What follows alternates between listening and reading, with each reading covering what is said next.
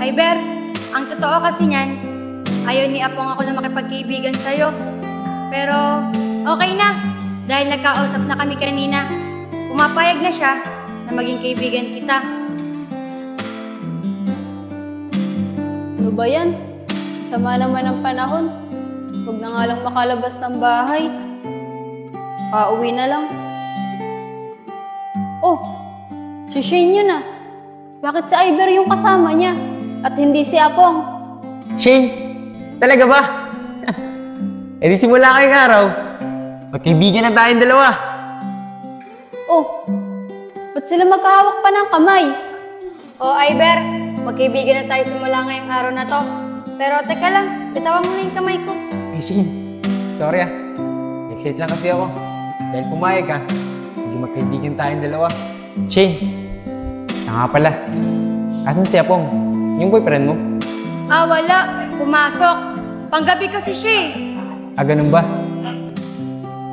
Paano? Ihatid na kita. Maambon na rin kasi. Baka mamaya, abutan ka pa ng malakas na ulan. Pero mo naman ngayon, masama ang panahon.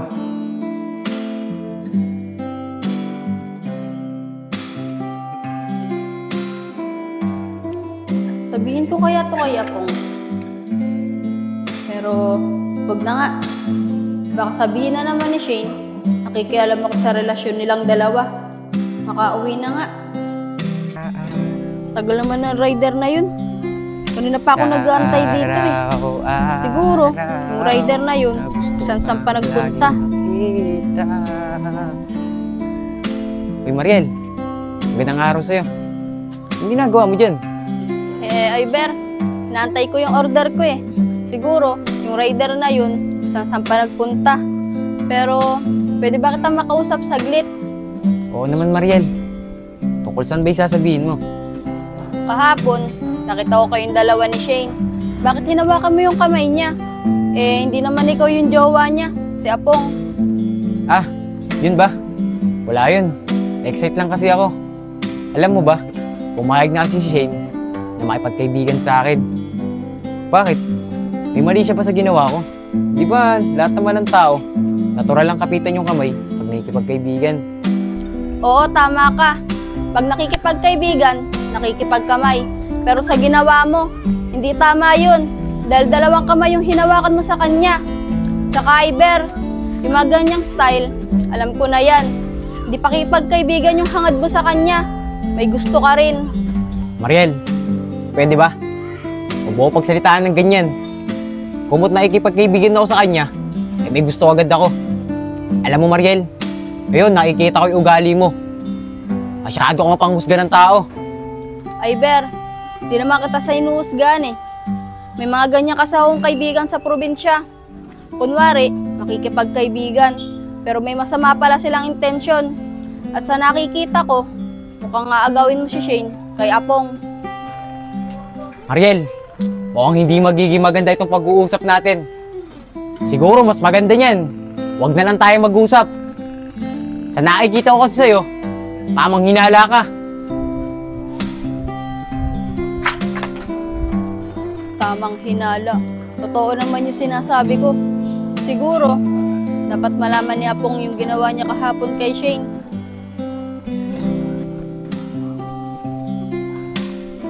Ayos. Payday na naman. Sigurado ako, mapapasaya ko na naman to si Shane. At maibibigay ko sa kanya kung ano man pangangailangan niya. At yung in-order niyang makeup, mababayaran niya na para lalo siyang gumanda. Excited nga ako. Tama nga si Mariel.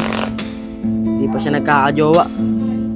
Halos kasi lahat ng picture dito, siya lang mag-isa. At wala siyang kasamang lalaki. Teka lang. Talapong Mina. Talapong! Halika mo natin saglit. Oy, Tol Oscar. Ikaw pala. Bakit nag-iisa ka? Talapong! Wala. Tinitignan ko lang Facebook ni Mariel. Siya nga pala. Bago sahod ka ngayon ah. Tara, inom naman tayo. May natatabi rin ako ditong pera. Sigurado ako, marami tayong mainom nito. Oo, Tol Oscar eh. Bagong sahod nga ako. Pero para kay Shane to, bawal kong bawasan. Katulad niyan, ay babayaran siyang pang makeup, pampaganda niya.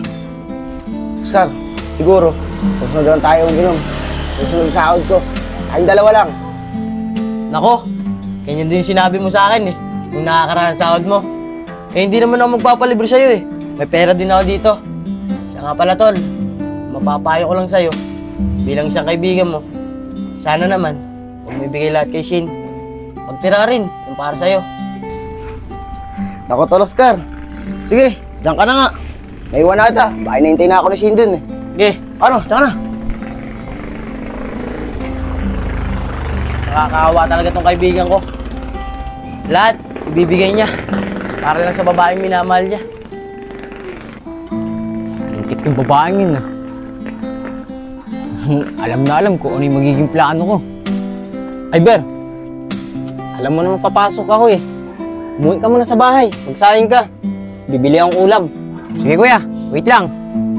Aba ay Ber, ba't parang galit ka ata ngayon? Paano ba naman kuya? Nakausap ko si Mariel kanina. Hinakilala natin nung nakakaraan. Diretsahan pa naman ako sinabihan. Naaagawin ko daw si Shane doon sa boyfriend niya. Bakit, Iber? Di ba totoo? Di ba sabi mo sa akin kahapon na pumayag na si Shane na maging kaibigan mo? Ikaw naman kasi, bakit dun mo pa gusto na may pagkaibigan? Alam mo naman, may boyfriend yung tao eh.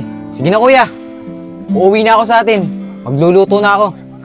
Imbis pala kasi may loob ko, mukhang inakampihan mo pa yung babaeng yun. Talagang ikaw bata ka, sinasabihan lang kita ng tama eh. Sigurado ako, nandito yun. Wala siya. Baka nandun sa isang pinagkikitaan namin.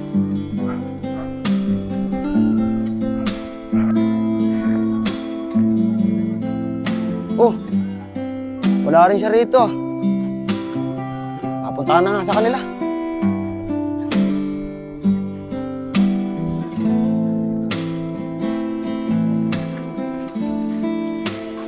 Tita, magandang araw po. Nandiyan po ba yung anak ni si Shane? Oo, andito siya. Shay, nandito si Apong. Sige po, lalabas na po ako. Oh, love. Ba't ata napaaga pang pag-uwi mo?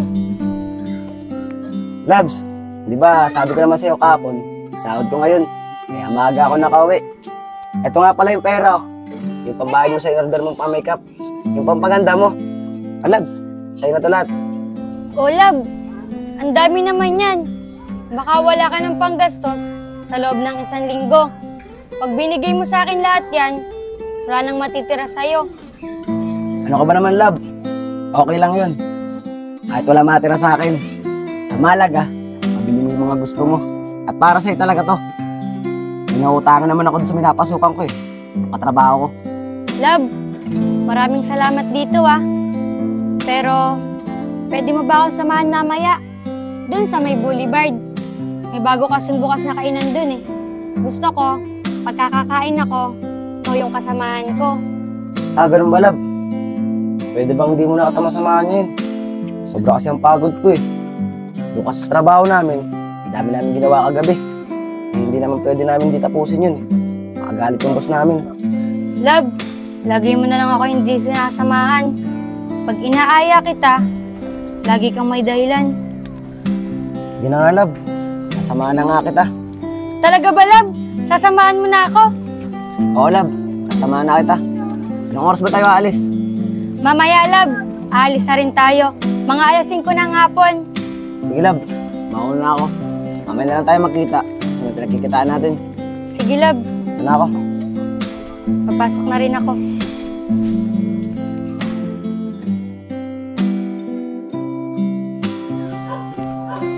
O, Apong. May sasabihin ako sa'yo na dapat mong malaman. O, Mariel. Ano nang sasabihin mo? Huwag kang mabibigla sa sasabihin ko ah. Kahapon kasi, nakita ko si Iber. Inawakan niyo yung kamay ni Shane. Hindi ako nagsisinungaling. Totoo yung sinasabi ko. Iba pakiramdam ko dyan kay Iber. Sisirain niya yung relasyon yung dalawa ni Shane. Mariel, hindi naman siguro sisirain na Iber ang relasyon namin dalawa ni Shane. Kaya na siguro yung nawakan yung kamay niya. Nakikipagkilala lang sa Iber. Diba, katulad niya ng sinabi ko, okay lang sa akin. Naging maging kaibigan silang dalawa. Wala na ako magagawa. Kung yan yung desisyon mo. Basta ako, Sinabi ko lang kung ano yung nakita ko. At wag mo sanang isipin na sinisiraan ko kayong dalawa. Sige Mariel, maraming salamat sa'yo ah. Paano? Mauna na ako. Nakakaawa talaga si Apong. Sobrang pagmamahal niya kay Shane, nagbubulag-bulagan siya.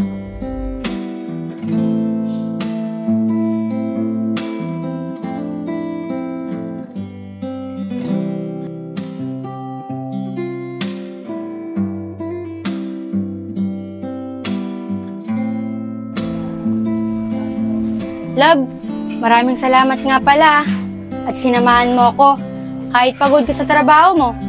Ano ko ba naman, love? Wala yun. Basta para sa'yo, gagawin ko ang lahat. Siya nga pala, love. Nakausap ko si Mariel kanina eh. May sinabi siya sa akin. Ano naman yung sinabi sa'yo ni Mariel? Love, totoo ba? Yung hinawakan ni Eber, ang kamay mo. Oo, love. Kinapitan niya yung kamay ko. Pero di ba napag-usapan na natin na makikipagkaibigan lang siya? Pero okay lang naman sa akin yun eh. Kaysa naman pag-awayan natin yung mga ganung bagay. Talaga yun si Mariel. Ganong bagay lang, binibigyan pa niya ng mali siya.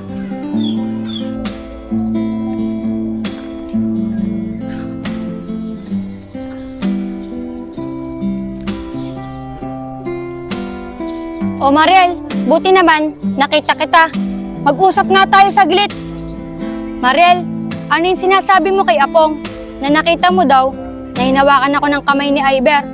Bakit? Nakikipagkaibigan lang naman yung tao sa akin ah. Kaya sana naman, wag mong bigyan ng mali siya. Shane, di naman sa binibigyan ko ng mali siya. Sinabi ko lang kay Apong kung ano yung nakita ko kahapon. Tsaka, hindi kasi magandang tignan na malapit ka sa lalaki, may boyfriend kang tao. Eh ano bang pakialam mo kung may kaibigan akong lalaki at malapit kami sa isa't isa? Eh di umanap ka din na magiging kaibigan mo. Alam mo Mariel, nakakahalata na ako sa'yo eh. Sinisira mo yung relasyon namin dalawa ni Apong. Siguro, kalimutan na lang natin na naging magkaibigan tayo. Huwag ka nga magsalita sa akin ng ganyan, Shane. Hindi ko sinisira yung relasyon yung dalawa ni Apong.